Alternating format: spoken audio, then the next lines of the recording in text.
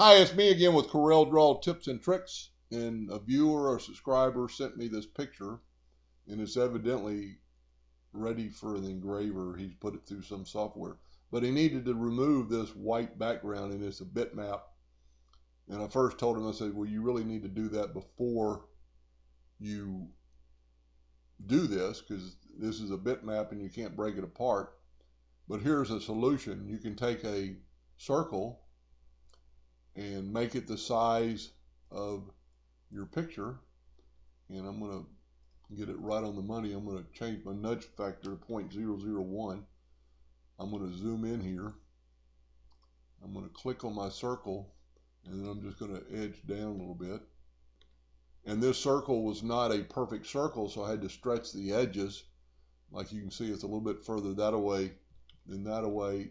All I had to do is stretch the edges just to pull this. So we've got our circle the right size, and I'm pretty happy he's using my yellow box trick, and or maybe not mine, but a yellow box trick. And so now what we're going to do, we're going to power clip that photograph into this picture. So go to Effects, go down to Power Clip, Place Inside Frame, and because I had the picture selected, I'm going to put it inside the frame. Now all the white background is gone. So, and just a reminder to remove that hairline by left click on no outline, and there you have it. And evidently he's going to put it into this plaque.